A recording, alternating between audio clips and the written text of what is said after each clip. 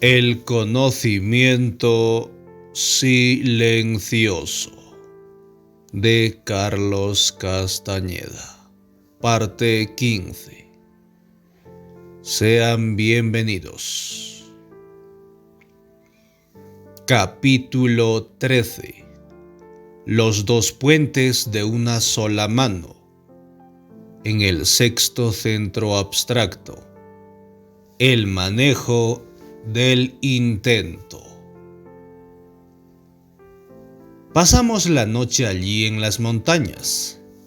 El haberme acordado de mi percepción dividida me había puesto en un estado de gran euforia, que don Juan empleó como siempre, para hundirme en más experiencias sensoriales, las cuales, como era de costumbre, se volvieron inmediatamente nebulosas. Al día siguiente, mientras don Juan y yo estábamos sentados a la mesa en su cocina, temprano por la mañana, empezamos a hablar otra vez de mi percepción dividida. Para la mente, es muy excitante descubrir la posibilidad de estar en dos lugares a la vez,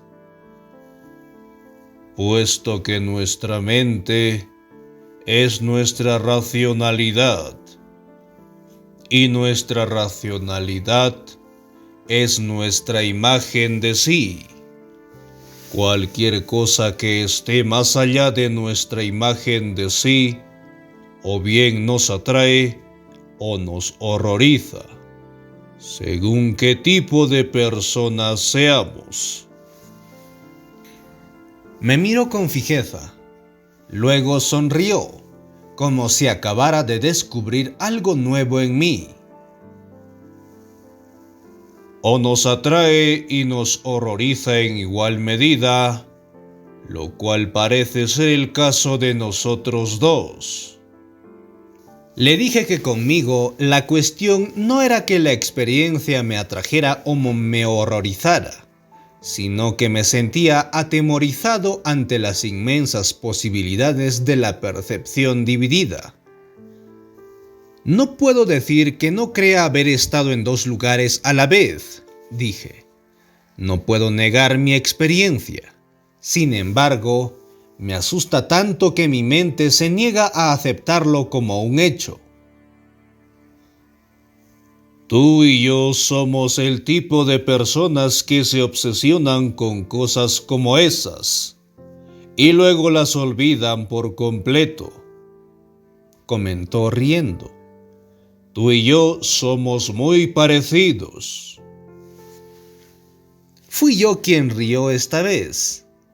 Sabía que se estaba divirtiendo a mi costa con eso de que éramos muy parecidos, pero proyectaba tanta sinceridad que yo quería creerle. Le dije que entre sus discípulos yo era el único que había aprendido a no tomar demasiado en serio sus afirmaciones de que él era igual a nosotros. Comenté lo que había visto en acción, oyéndole decir a cada uno de sus aprendices, en el tono más sincero: tú y yo somos muy tontos, somos tan parecidos.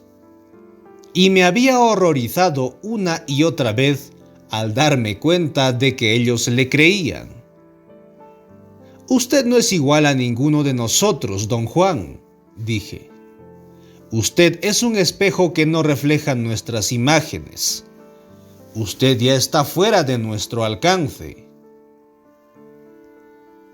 Lo que estás presenciando es el resultado de una lucha que toma toda una vida, dijo.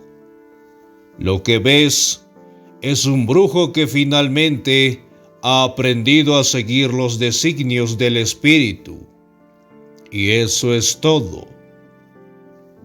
Te he hablado de muchas maneras, de las diferentes etapas por las que pasa un guerrero a lo largo del sendero del conocimiento, prosiguió. En términos de su vínculo con el intento, el guerrero pasa por 4 etapas. La primera, cuando tiene un vínculo herrumbrado en el que no puede confiar. La segunda, cuando logra limpiarlo. La tercera, cuando aprende a manejarlo. Y la cuarta, cuando aprende a aceptar los designios de lo abstracto. Don Juan sostuvo que su logro no lo hacía intrínsecamente diferente a sus aprendices, solo lo hacía disponer de más recursos. Por lo tanto, no mentía al decirnos que él se nos parecía. Comprendo exactamente por lo que estás pasando, continuó. Cuando me río de ti, en realidad me río del recuerdo de cuando yo estaba en tu lugar. Yo también me aferraba al mundo cotidiano. Me aferraba hasta con las uñas. Todo me decía que debía dejarme ir, pero yo no podía. Al igual que tú, confiaba implícitamente en mi mente, aunque ya no tenía razón para hacer eso. Ya no era un hombre común y corriente. Mi problema de entonces es ahora el tuyo. El impulso del mundo cotidiano me arrastraba y yo me aferraba desesperadamente a mis endebles estructuras racionales. Yo no me aferro a ninguna estructura. Ellas se aferran a mí, dije. Eso lo hizo reír. Y sin más preliminares, don Juan empezó entonces a contarme una historia de brujería. Comenzó relatando lo que le había sucedido tras su llegada a Durango, aún vestido con ropas de mujer, después del viaje por todo un mes por el centro de México. Dijo que el viejo Belisario lo llevó directamente a una hacienda para esconderlo del hombre monstruoso que lo perseguía. En cuanto llegó don Juan de una manera muy audaz pese a su naturaleza taciturna, se presentó a todos los de la casa. Había allí 7 hermosas mujeres y un hombre extraño, insociable, que no pronunció una sola palabra. Las 7 mujeres eran exquisitas y lo hicieron sentir tan enormemente bien que lo inspiraron instantáneamente confianza. Don Juan las deleitó con el relato de los esfuerzos que el hombre monstruoso había hecho por capturarlo.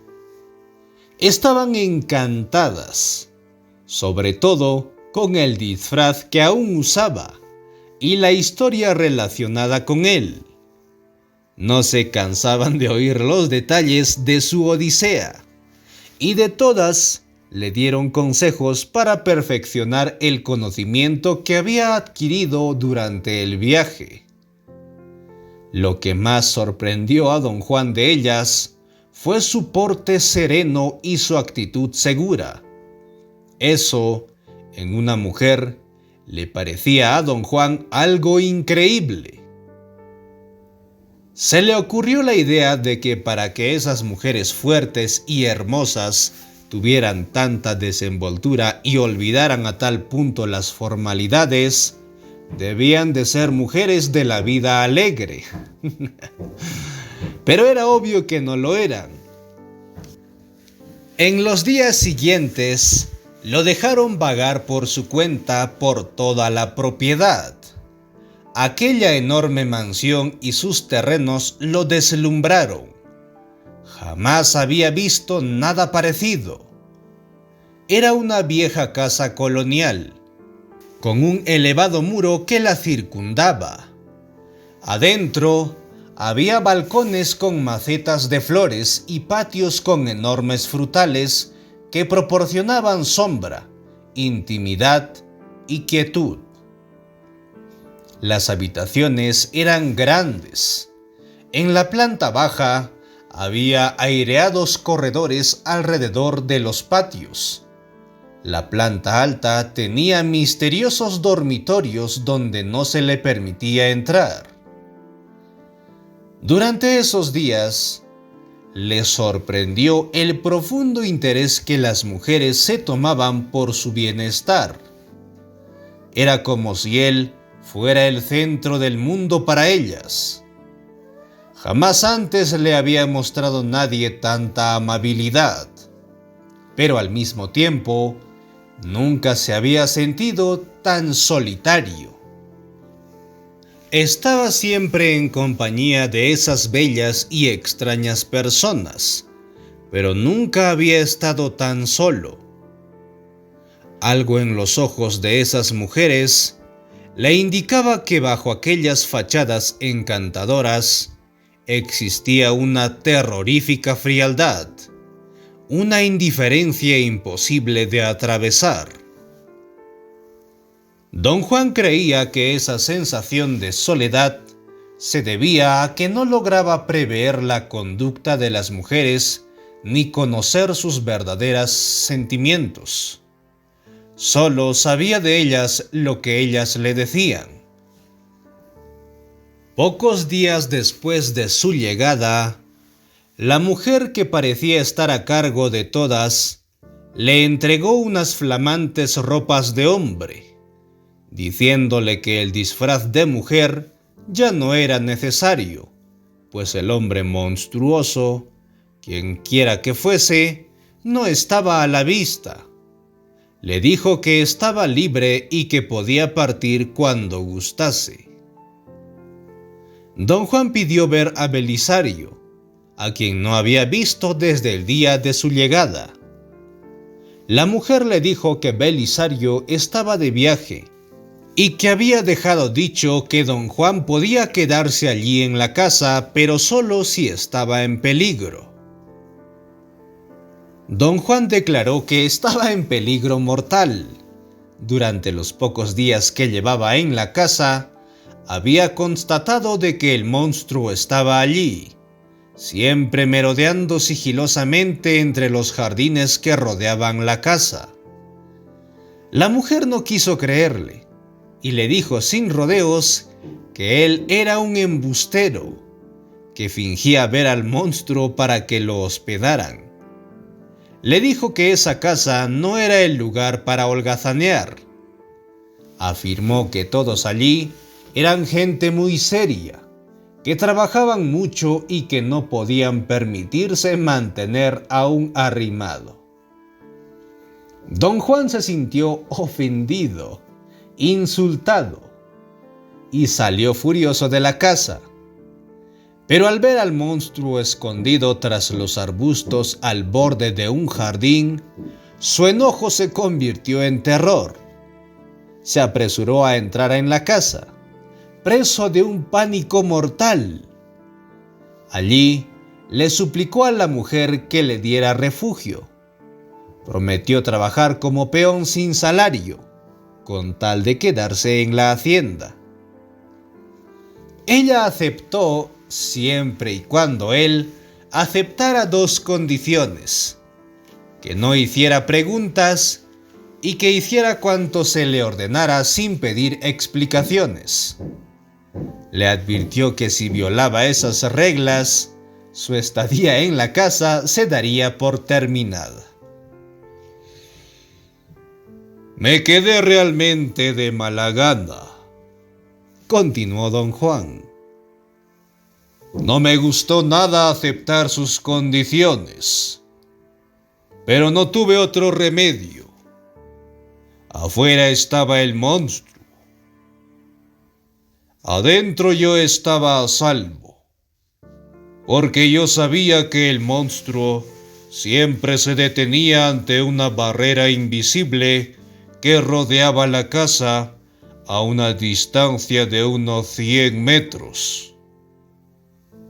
Dentro de ese círculo yo estaba fuera de peligro. Hasta donde yo podía discernir, Debía de haber algo en esa casa que detenía a ese hombre monstruoso. Y eso era lo único que me interesaba. También me di cuenta que cuando la gente de la casa estaba conmigo, el monstruo nunca aparecía. Tras algunas semanas sin ningún cambio en su situación, reapareció el joven que había estado viviendo en casa del monstruo, vestido de Belisario. Le dijo a don Juan que acababa de llegar, que se llamaba Julián y que él era el dueño de la hacienda. Naturalmente, don Juan lo interrogó sobre su disfraz, pero el joven, mirándolo a los ojos y sin el menor titubeo, negó saber nada. ¿Cómo te atreves aquí en mi propia casa a decirme tales tonterías?, le gritó a don Juan. ¿Qué te crees que soy?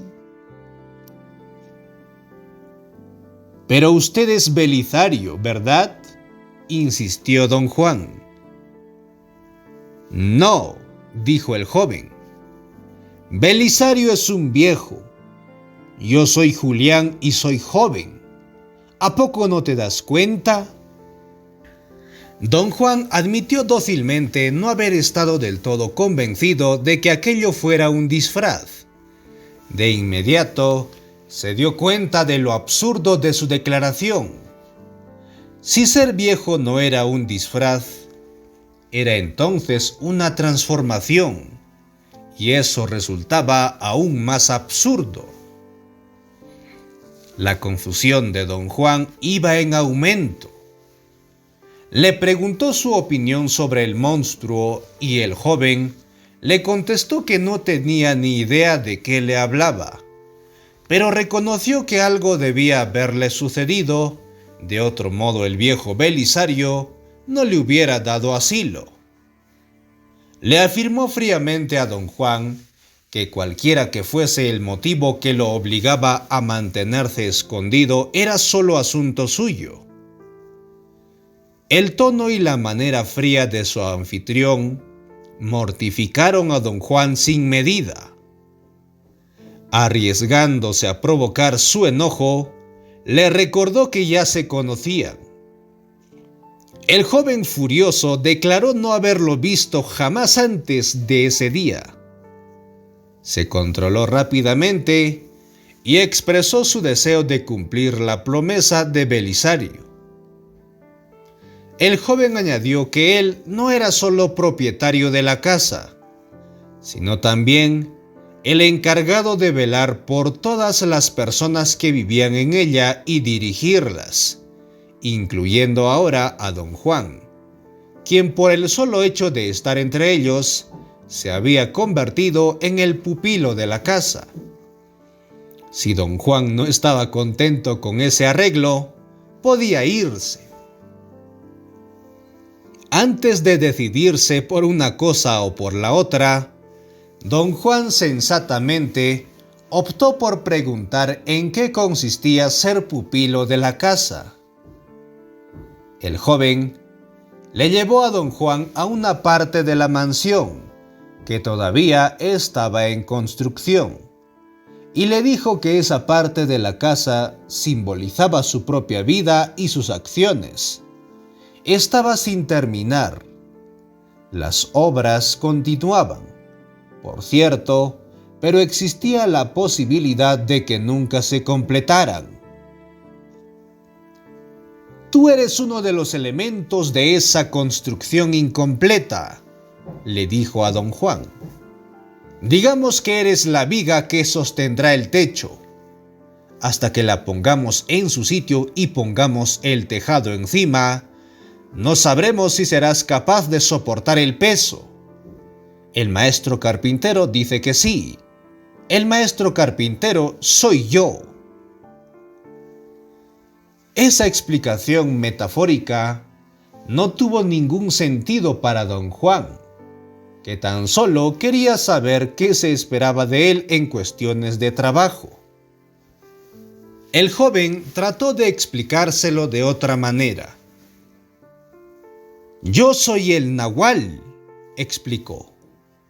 «Yo traigo la libertad. Soy el regente de la gente que vive en esta casa. Tú vives en esta casa, y debido a eso, eres parte de ella. Yo soy el que rige te guste o no te guste». Don Juan lo miró boquiabierto, sin poder decir nada. «Yo soy el Nahual Julián», dijo su anfitrión sonriente. «Sin mi intervención no hay modo de llegar a la libertad». Don Juan seguía sin comprender, pero comenzó a dudar de su certeza de estar a salvo en esa casa, en vista de que la mente de este hombre estaba obviamente extraviada. Tanto le preocupó este inesperado giro de las circunstancias que ni siquiera le llamó la atención el uso de la palabra Nahual. Sabía que Nahual significaba brujo, pero no logró captar todo el sentido de las palabras de su anfitrión. O bien, de algún modo las comprendió a la perfección, aunque su mente consciente no lo hiciera. El joven lo miró fijamente y luego le dijo que su trabajo consistiría en ser su ayuda de cámara y su asistente. No recibiría pago por eso, pero sí excelente comida y alojamiento. De vez en cuando habría trabajos pequeños para don Juan, trabajos que requerían atención especial. Él estaría a cargo de llevarlos a cabo personalmente o de encargarse que otros lo hicieran. Por esos servicios especiales se le pagarían pequeñas sumas de dinero, que serían depositadas en una cuenta que los otros miembros de la casa guardarían a su nombre. De ese modo, si alguna vez deseaba marcharse, dispondría de una cantidad en efectivo para arreglárselas. El joven le puso en claro a don Juan que estaba libre para irse de la casa cuando quisiera, pero que si permanecía allí, tendría que trabajar, y que aún más importante que el trabajo eran los 3 requisitos que debía cumplir. Tenía que esforzarse seriamente por aprender cuanto las mujeres le enseñasen. Su conducta con todos los miembros de la casa debía ser ejemplar, lo cual significaba que tendría que examinar su actitud para con ellos cada minuto del día. Y tendría que dirigirse al joven en la conversación directa, llamándolo Nahual, y el Nahual Julián cuando hablara de él con una tercera persona. Don Juan aceptó esas condiciones a regañadientes. Pero a pesar de que se hundió inmediatamente en su habitual mal humor, aprendió con prontitud a hacer su trabajo. Lo que no alcanzaba a entender era lo que se esperaba de él en cuestiones de actitud y conducta. Y aunque no podía encontrar por más que buscaba un ejemplo concreto, creía francamente que esa gente le mentía y lo explotaba. A medida que su carácter taciturno ganaba terreno, fue entrando en un permanente mal humor y rara vez decía una palabra a nadie. Fue entonces cuando el Nahual Julián reunió a todos los miembros de la casa y les explicó que pese a que necesitaba desesperadamente un ayudante, se atendría a la decisión de todos. Si no les gustaba el mal humor y la actitud desagradable de su nuevo asistente, tenían derecho a decirlo. Si la mayoría decidía, el asistente tendría que marcharse y vérselas con lo que le esperaba afuera, ya fuese un verdadero monstruo o una invención suya. El Nahual Julián Condujo entonces a todos al frente de la casa y desafió a don Juan a que les mostrara al hombre monstruoso. Don Juan se lo señaló con el dedo, pero nadie lo veía. Corrió frenéticamente de uno a otro, insistiendo en que el monstruo estaba allí, implorándoles que lo ayudaran. Todos ignoraron sus súplicas y dijeron que estaba loco. El nahual Julián entonces puso a votación el destino de don Juan. El hombre insociable se abstuvo a votar. Simplemente se encogió de hombros y se fue. Todas las mujeres se opusieron a que él siguiera allí. Arguyeron que era demasiado sombrío y malhumorado. Durante la acalorada discusión, empero el nahual Julián cambió completamente de parecer y se convirtió en su defensor. Sugirió que las mujeres estaban juzgando mal al pobre muchacho. Quizá no tenía nada de loco y sí veía realmente un monstruo. Dijo que tal vez su actitud malhumorada era el resultado de preocupaciones, y surgió un enconado debate. Se acaloraron los ánimos y en cuestión de segundos las mujeres estaban gritándole al nahual. Don Juan oía la discusión, pero ya nada le importaba. Sabía que iban a expulsarlo y que por seguro el monstruo lo capturaría para llevarlo a la esclavitud. En el colmo de la desolación, comenzó a llorar. Su desesperación y su llanto influyeron a algunas de las enfurecidas mujeres. La mujer en jefe propuso otra alternativa: un periodo de prueba de 3 semanas, durante el cual todas ellas evaluarían diariamente los actos y la actitud de don Juan. Le advirtió a don Juan que si alguien presentaba una sola queja sobre su actitud, se lo expulsaría definitivamente. El nahual Julián, con una actitud muy paternal, se lo llevó a un lado y le dijo algo que lo dejó frío de terror. Le susurró en el oído que él estaba seguro, no solo de la existencia del monstruo, sino de que merodeaba por la hacienda, pero que debido a ciertos acuerdos previos con las mujeres, acuerdos que no podía divulgar, no se permitía revelar a las mujeres nada de lo que sabía.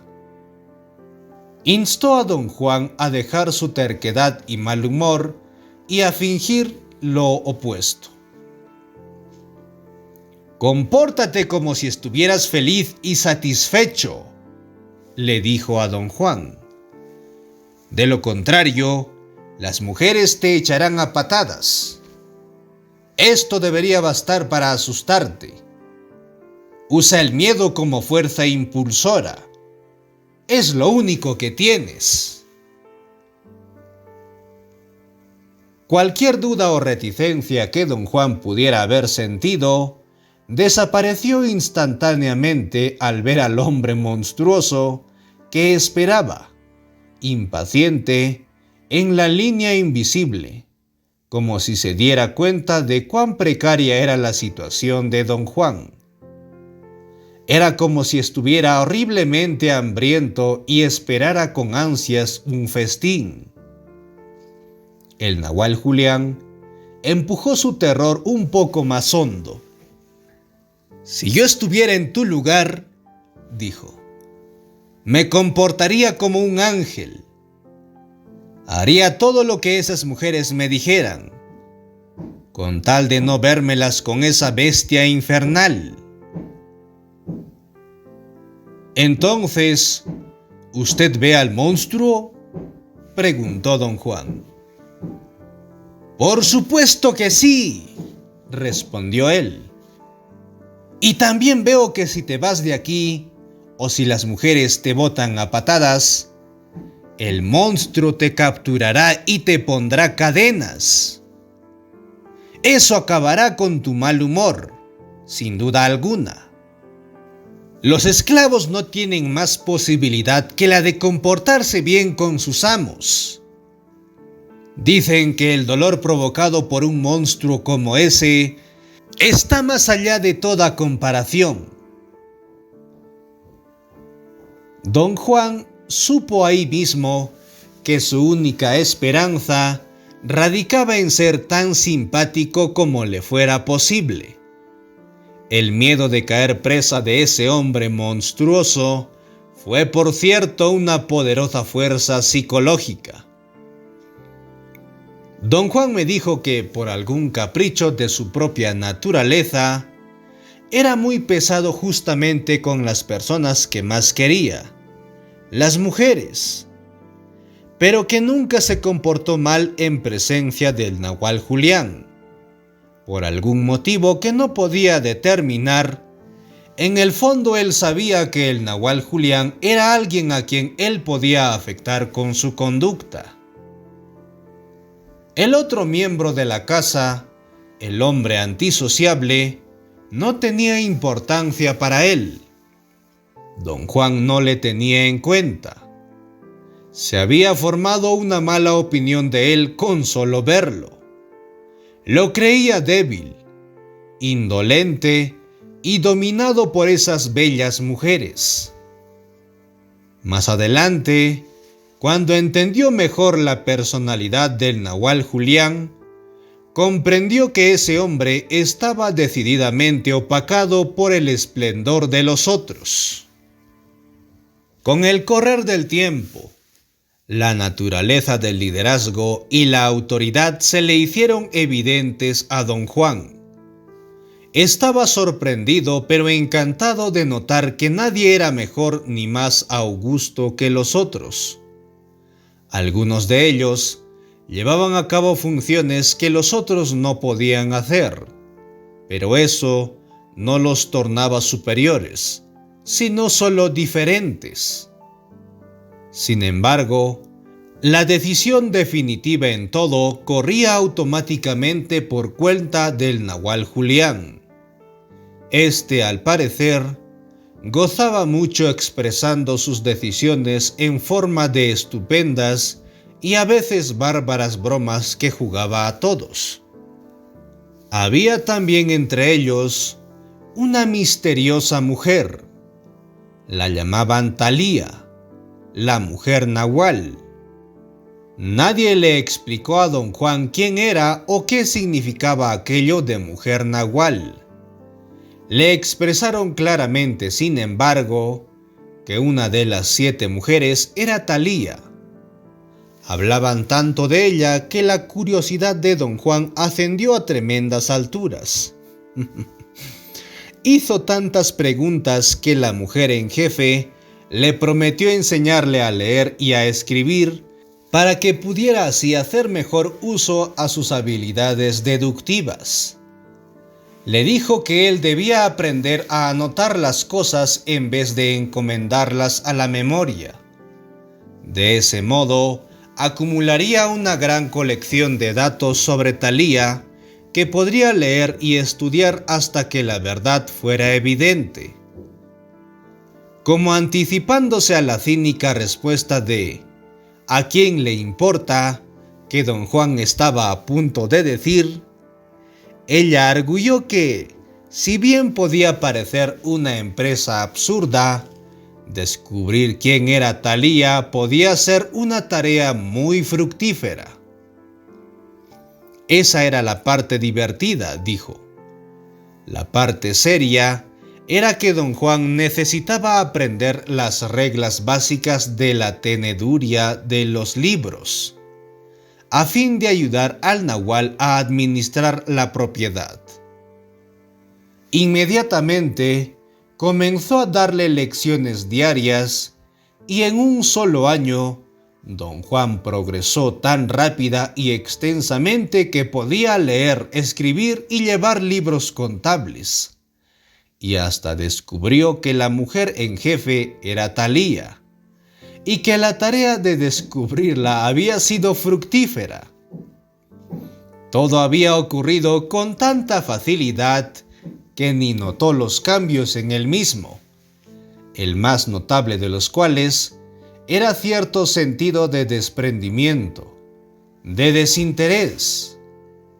En lo que a él concernía, conservaba la impresión de que en la casa no ocurría nada, simplemente porque aún no podía identificarse con los miembros del grupo, a quienes consideraba ser como espejos que no reflejaban imágenes. Don Juan, riendo, me dijo que en cierto momento, a instancias del nahual Julián, aceptó aprender brujería para deshacerse del miedo del monstruo. Pero aunque el nahual Julián le habló de muchísimas cosas, parecía más interesado jugarle espantosas bromas que en enseñarle brujería. Dijo que durante un año, él fue la única persona joven en la casa del nahual Julián, y era tan absurdo y egocéntrico que ni siquiera se dio cuenta de que al iniciarse el segundo año, el nahual Julián trajo a 3 hombres y 4 mujeres, todos jóvenes, a vivir en la casa. En lo que concernía a don Juan, esas 7 personas que fueron llegando una tras otra en el transcurso de 2 o 3 meses, eran simplemente sirvientes sin importancia. Uno de los muchachos hasta fue nombrado ayudante suyo. Don Juan estaba convencido de que el nahual Julián había engatusado a todos esos pobres diablos para que trabajaran sin cobrar salario, y hasta les hubiera tenido lástima de no ser por la ciega confianza que ponían en el nahual Julián y el repugnante apego que tenían a todas las cosas y a todas las personas de la casa. Tenía la impresión de que habían nacido para ser esclavos. Con esa clase de gente, él no tenía nada que hacer. Sin embargo, se veía obligado a entablar amistad con ellos y darles consejos, no porque así lo deseara, sino porque el nahual Julián se lo exigía como parte de su trabajo. Cuando ellos buscaban sus consejos, quedaba horrorizado por lo patético y dramático de las historias de sus vidas. En secreto, se felicitaba a sí mismo por estar en mejor situación que ellos. Creía sinceramente ser más sagaz que todos ellos juntos. Se jactaba ante ellos de conocer a fondo las maniobras del nahual, aunque no podía decir que las entendiera. Y se reía de los ridículos esfuerzos que ellos hacían por mostrarse útiles. Los consideraba serviles y les decía en la cara que eran explotados sin piedad por un tirano profesional. Pero lo que más lo enfurecía era que las 4 muchachas estuvieran locas por el nahual Julián e hicieran todo por complacerlo. Don Juan buscaba consuelo en su trabajo y se sumergía en él para olvidar su enojo, o bien pasaba horas enteras leyendo los libros que el nahual Julián tenía en la casa. La lectura se convirtió en su pasión. Cuando leía, todos sabían que no debían molestarlo, exceptuando al nahual Julián, que se complacía en no dejarlo jamás en paz. Siempre lo perseguía para que hiciera amistad con esos muchachos y esas muchachas. Le decía repetidas veces que todos ellos, incluso don Juan, eran sus aprendices de brujo. Don Juan estaba convencido de que el nahual Julián no sabía nada de brujería, pero le seguía la cuerda y lo escuchaba sin creerle una sola palabra. El nahual Julián no se dejaba perturbar por su falta de fe.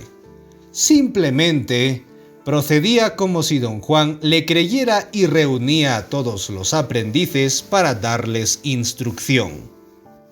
Periódicamente los llevaba de excursión a pasar la noche en las montañas de la zona.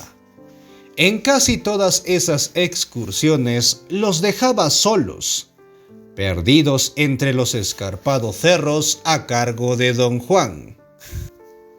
La justificación dada para esas excursiones era que en la soledad, en el páramo, descubrirían al espíritu. El nahual Julián incitaba especialmente a don Juan a ir en busca del espíritu, aunque no comprendiera lo que hacía. Naturalmente, se refería a lo único que un nahual puede referirse, al movimiento del punto de encaje, dijo don Juan. Pero lo expresaba de la manera que él creía que iba a tener sentido para mí, ir tras el espíritu. Yo siempre pensé que estaba diciendo tonterías. Para entonces, yo ya tenía formadas mis propias opiniones y creencias. Estaba convencido de que el espíritu es lo que se conoce como carácter, voluntad, agallas y fuerza. Creía innecesario ir en pos de todo eso, puesto que ya lo tenía.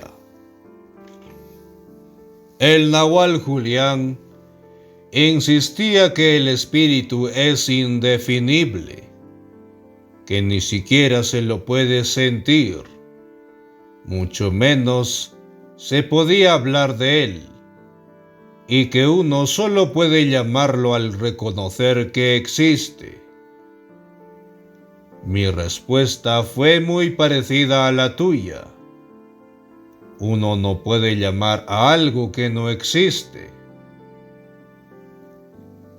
Don Juan dijo que el nahual Julián insistía tanto en la importancia de conocer al espíritu que él acabó por obsesionarse con saber qué era el espíritu, hasta que por fin el nahual le prometió, frente a todos los demás miembros de su casa, que de un solo golpe le mostraría no solo qué era el espíritu, sino cómo definirlo. También prometió dar una magnífica fiesta e invitar aún a los vecinos para celebrar la lección sobre el espíritu. Don Juan comentó que en aquellos tiempos, anteriores a la Revolución Mexicana, el nahual Julián y las 7 mujeres de su grupo pasaban por los acaudalados propietarios de una enorme hacienda. Nadie ponía en duda esa imagen, sobre todo la del nahual Julián, rico y apuesto terrateniente que había sacrificado su intenso deseo de dedicarse a una carrera eclesiástica a fin de cuidar de sus 7 hermanas solteras. Un día, en plena estación de lluvias, el nahual Julián anunció que en cuanto dejara de llover, daría la enorme fiesta que prometió a don Juan. Y un domingo por la tarde que hizo el sol, llevó a todos a las orillas del río, el cual había crecido debido a las fuertes lluvias. El nahual Julián ese día montaba a caballo, mientras don Juan corría como un lacayo respetuosamente atrás, tal como siempre acostumbraban a hacer para mantener las apariencias del acaudalado hacendado y su criado personal. Para ese almuerzo campestre, el nahual eligió un lugar despejado en la orilla alta del río, a unos 2 metros encima del agua. Las mujeres habían preparado alimentos y bebidas. el nahual hasta había contratado a un grupo de músicos.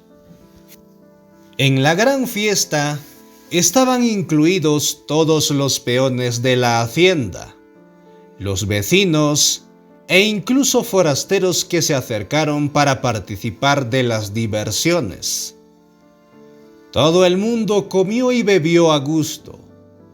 El nahual bailó con todas las mujeres, cantó y recitó poesía, contó chistes y con la ayuda de algunas de las mujeres, y para regocijo de todos, representó breves y chistosísimas escenas teatrales.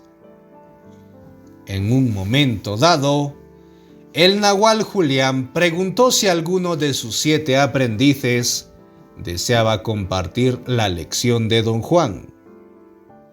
Todos rehusaron, bien conscientes de las tácticas del nahual. Luego preguntó a don Juan si estaba seguro de querer averiguar qué era el espíritu. Don Juan no pudo rehusar. Después de todas esas preparaciones, él no podía echarse atrás y anunció que estaba dispuesto a todo.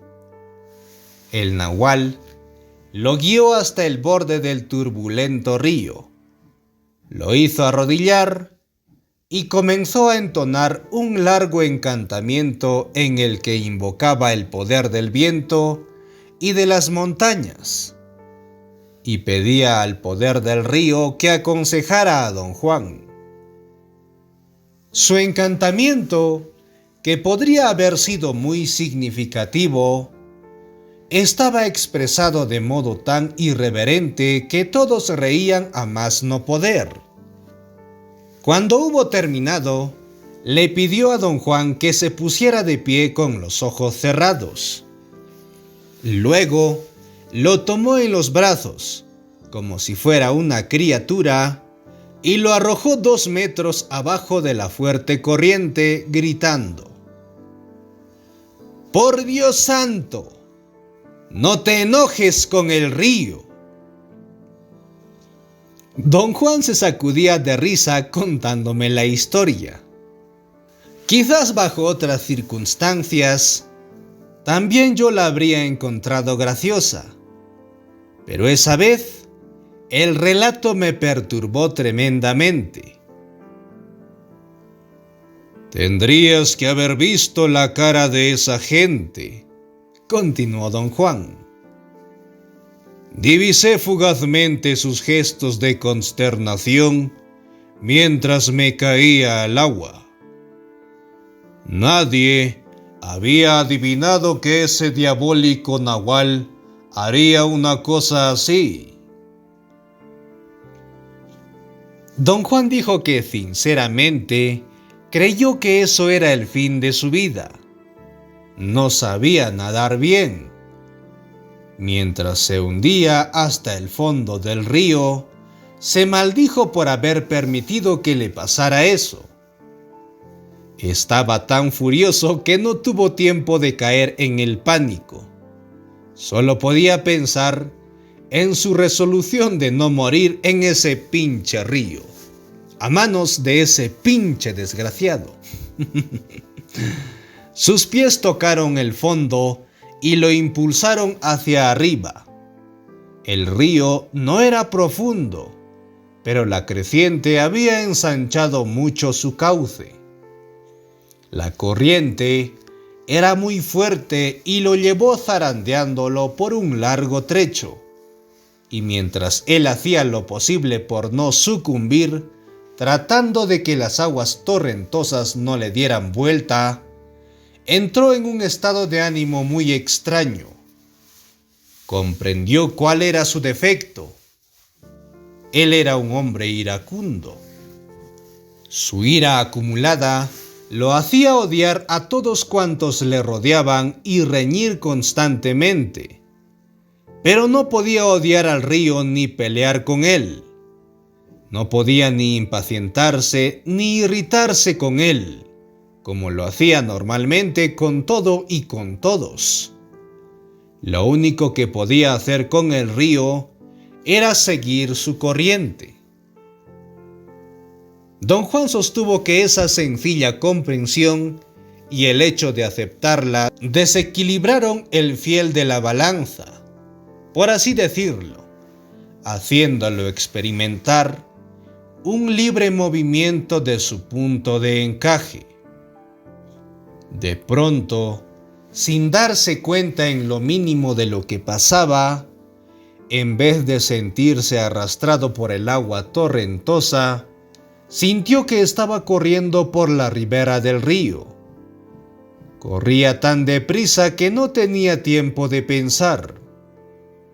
Una tremenda fuerza lo arrastraba, haciéndolo saltar a la carrera por sobre piedras y troncos de árboles caídos como si no existieran. Después de haber corrido de tal desesperada manera, por un rato bastante largo, Don Juan se atrevió a echar un vistazo al agua rojiza que pasaba en torrentes, y se vio a sí mismo violentamente arrastrado por la corriente. Nada en su experiencia lo había preparado para tal momento. Comprendió entonces, sin depender de sus procesos mentales, que estaba en dos lugares al mismo tiempo, y en uno de ellos, en el torrentoso río, estaba indefenso. Toda su energía se aplicó a tratar de salvarse. Sin saber exactamente lo que estaba haciendo, comenzó a apartarse de la ribera del río. Tuvo que usar toda su fuerza y su determinación para desviarse 2 o 3 centímetros con cada paso. Sentía como si estuviera arrastrando un árbol. Se movía con tanta lentitud que tardó una eternidad en desviarse unos pocos metros. El esfuerzo fue demasiado para él. De pronto, ya no estaba corriendo, sino que caía a un profundo pozo de agua.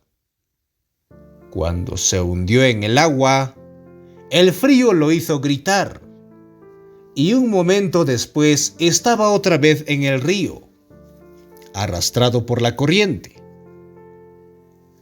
Su miedo, al verse en las aguas turbulentas, fue tan intenso que solo pudo desear con toda su voluntad estar sano y salvo en la ribera.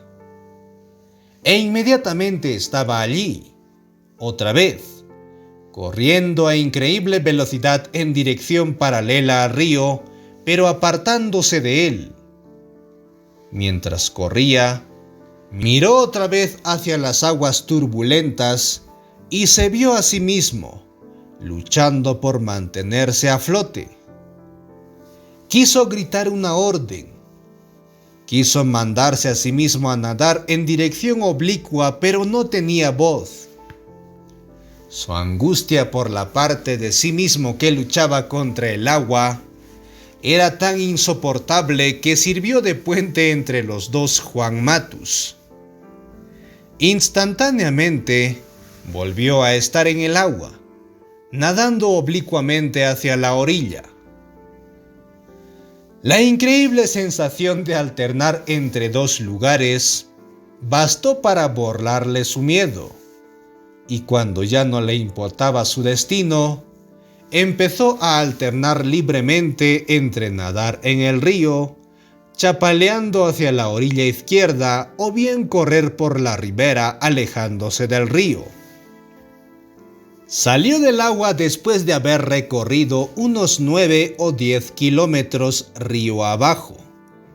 Allí tuvo que esperar, buscando refugio entre los arbustos por más de una semana. Esperaba a que bajaran las aguas para poder cruzar vadeando, pero también esperaba a que su miedo disminuyera y a que acabara su sensación de ser doble. Don Juan me explicó que la fuerte y sostenida emoción de luchar por salvar la vida había hecho que su punto de encaje se moviera justo al lugar del conocimiento silencioso, Como nunca había prestado ninguna atención a lo que el nahual Julián le decía sobre el punto de encaje, no tenía idea de qué era lo que le sucedía. Lo aterraba la posibilidad de no volver jamás a la normalidad. Pero a medida que exploraba su percepción dividida, descubrió que le gustaba su lado práctico. Era doble por días enteros. Podía ser plenamente el uno o el otro, o podía ser ambos al mismo tiempo. Cuando era ambos a la vez, las cosas se tornaban confusas y ninguno de los dos era efectivo. De modo que abandonó esa alternativa. Pero ser el uno o el otro le abría inconcebibles posibilidades. Mientras se recuperaba, estableció que uno de sus dos seres era más flexible que el otro. Podía cubrir distancias en un abrir y cerrar de ojos. Podía hallar comida o los mejores escondrijos. Fue este ser el que en cierto momento llegó a la casa del nahual para ver si se preocupaban por él. Oyó a los muchachos y a las muchachas llorar por él, y eso fue toda una sorpresa. Le habría gustado seguir observándolos indefinidamente, pues le encantaba la idea de averiguar qué pensaban de él, pero el nahual Julián lo descubrió. Aquella fue la única vez en que el nahual le inspiró realmente miedo. Don Juan oyó que el nahual le ordenaba dejarse de tonterías. Apareció de súbito un objeto en forma de campana, negro como el azabache, de peso y fuerza descomunales. El nahual lo sujetó, pero don Juan no hubiera podido decir cómo hacía para sujetarlo, aunque le producía una sensación muy dolorosa e inquietante. Era un dolor agudo y nervioso que él lo sentía en el vientre y en la ingle. De inmediato, me encontré otra vez en la ribera del río, contó don Juan. Me levanté, crucé vadeando el río, que ya no estaba muy lleno, y eché a andar hacia la casa. Hizo una pausa y me preguntó qué pensaba de su relato. Le dije que me había horrorizado. «¿Podría usted haberse ahogado en ese río?», dije casi gritando. «¡Qué brutalidad hacerle eso!». El nahual Julián estaba loco. «Un momento», protestó don Juan. El nahual Julián era un demonio, pero no estaba loco. Hizo lo que debía hacer de acuerdo a su papel de nahual y maestro. Es cierto que yo habría podido morir, pero ese es un riesgo que todos debemos correr. Tú mismo podías haber sido fácilmente devorado por el jaguar, o podías haber muerto de cualquiera de las cosas que te he hecho hacer. El nahual Julián era audaz y autoritario, y encaraba todo directamente. Nada de andarse con rodeos con él, ni con medias tintas.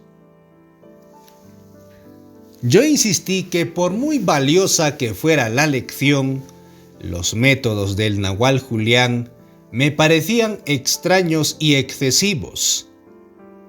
Admití que cuanto había oído decir del nahual Julián me molestaba tanto que me había formado una imagen muy negativa de él. Yo creo que lo que pasa es que tienes miedo que uno de estos días yo te arroje al río o te haga usar ropas de mujer, dijo don Juan echándose a reír a carcajadas. Por eso es que no te cae bien el nahual Julián. Admití que él estaba en lo cierto, y él me aseguró que no abrigaba la menor intención de imitar los métodos del Nahual Julián.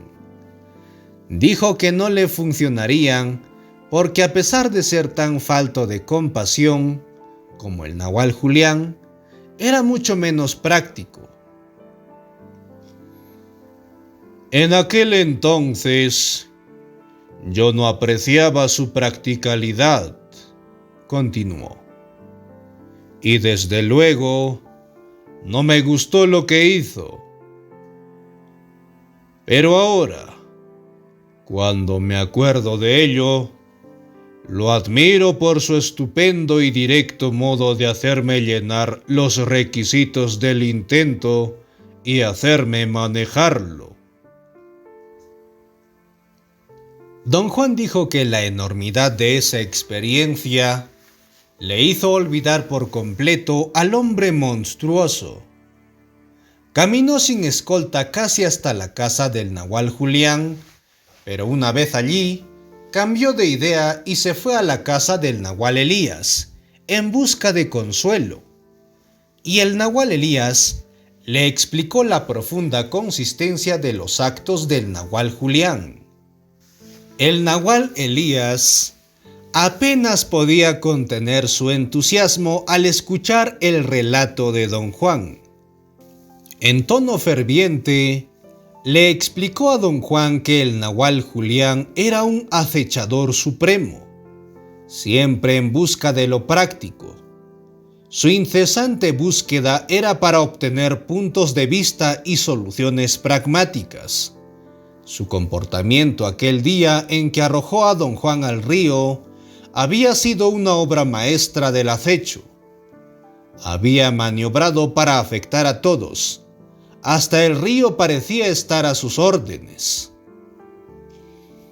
El Nahual Elías sostuvo que mientras don Juan era arrastrado por la corriente, luchando por su vida, el río le había ayudado a entender lo que era el espíritu. Y gracias a esa comprensión, don Juan tuvo la oportunidad de entrar directamente en el conocimiento silencioso.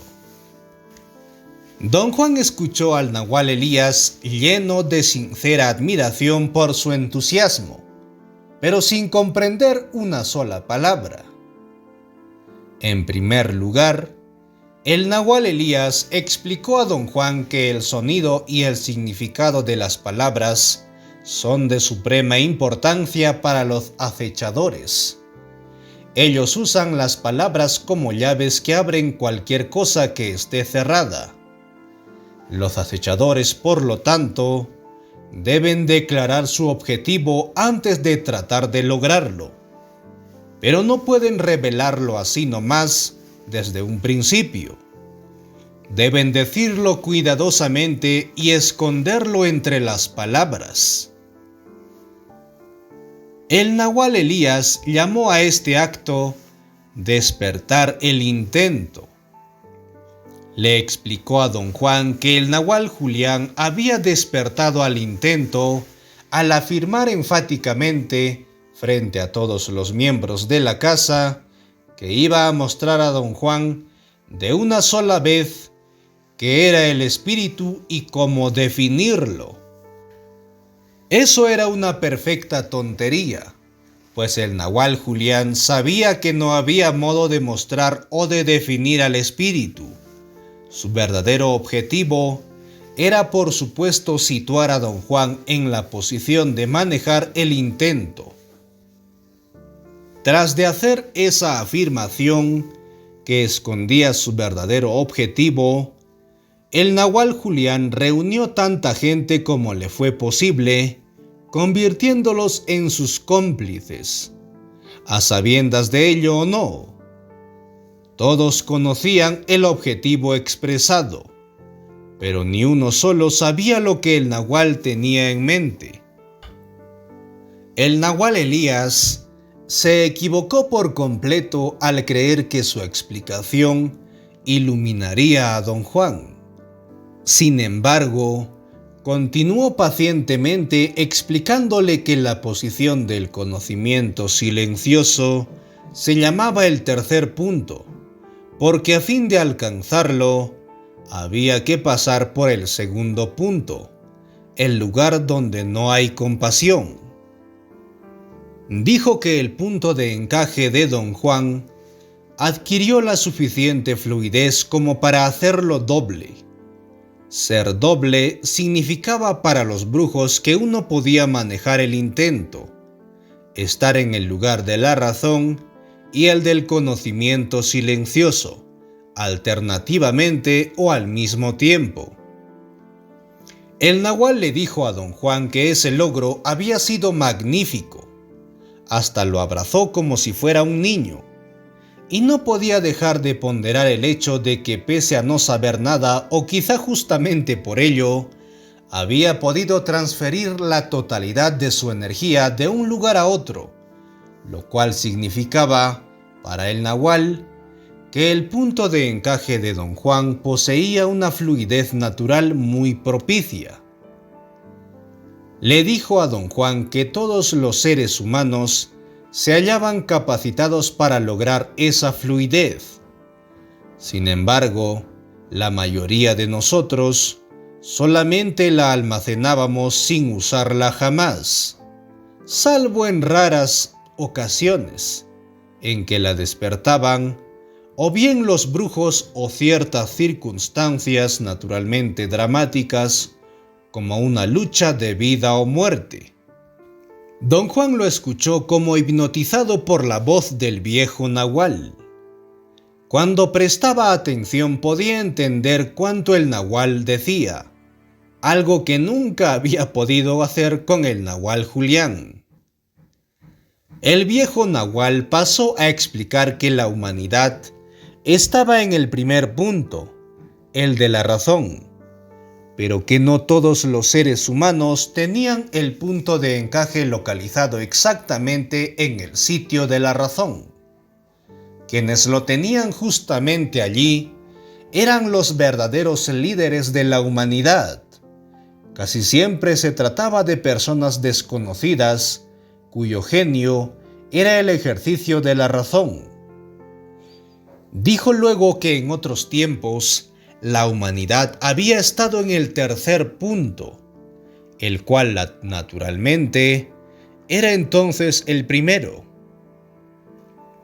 pero que después la humanidad entera se movió al lugar de la razón, y que en los tiempos en que el primer punto era el conocimiento silencioso, tampoco todos los seres humanos tenían el punto de encaje localizado directamente en esa posición.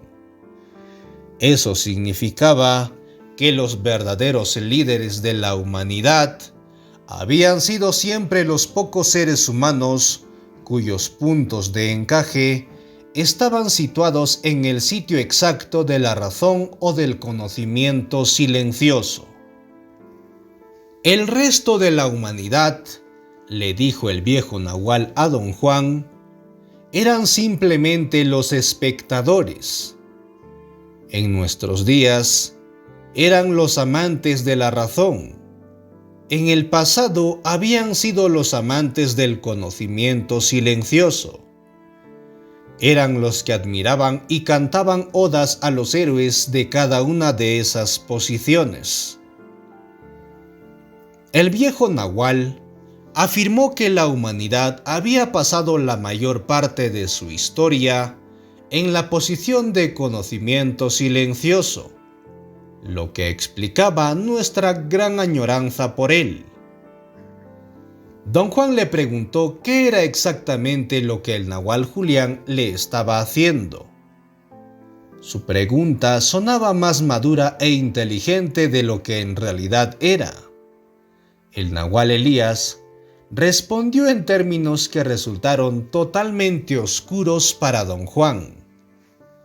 Dijo que el nahual Julián estaba invitando a su punto de encaje a moverse justo a la posición de la razón, para que así Don Juan pudiera ser un pensador activo y no solo parte de un público pasivo, sin sofisticación y con mucho emocionalismo que amaba las ordenadas obras de la razón. Al mismo tiempo, el nahual Julián lo estaba entrenando a ser un verdadero brujo abstracto, y no solo parte de un público mórbido e ignorante que amaba lo desconocido. Le aseguró también a don Juan que solo el ser humano que fuera un dechado de la razón podría mover su punto de encaje con facilidad para ser un dechado del conocimiento silencioso. Dijo que solo aquellos que estaban justamente en una de las dos opciones podían ver con claridad la otra posición, y que ese había sido el modo como se inició la era de la razón. La posición de la razón se veía claramente desde la posición del conocimiento silencioso. El viejo nahual le dijo a don Juan que la conexión entre el conocimiento silencioso y la razón era para los brujos como un puente de una sola mano llamado interés, es decir, el interés que los auténticos hombres del conocimiento silencioso tenían por la fuente de lo que sabían, y el otro puente de una sola mano que conecta la razón con el conocimiento silencioso es llamado el puro entendimiento, es decir, lo que le dice al hombre de razón que la razón es solamente como una estrella en un infinito de estrellas. El nahual Elías agregó que cualquier ser humano que tuviera ambos puentes en funcionamiento es un brujo en contacto directo con el espíritu, la fuerza vital que posibilita ambas posiciones. Señaló a don Juan que todo cuanto el nahual Julián había hecho aquel día en el río había sido un espectáculo, no para un público humano, sino para la fuerza que lo estaba observando. Se pavoneó e hizo alardes con total abandono y frialdad, y con la audacia más grande divirtió a todos, especialmente al poder al que se estaba dirigiendo. Don Juan dijo que, según le asegurara el nahual Elías, el espíritu solo escucha cuando el que lo habla le habla con gestos, y los gestos no significa hacer señales o mover el cuerpo, sino actos de verdadero abandono, de generosidad, de humor. Como gesto para el espíritu, los brujos sacan de sí lo mejor que tienen, su abandono, su frialdad, su audacia, y silenciosamente lo ofrecen al espíritu. Fin de la parte 15 y fin del capítulo 13. Los dos puentes de una sola mano. En el sexto centro abstracto. El manejo del intento. Pues bien, gracias verdaderas por escucharnos y acompañarnos en estas series de audiolibro. Pues bien, nos encontraremos en una próxima entrega. Y como siempre, saludos a la distancia y adiós. Cuídense.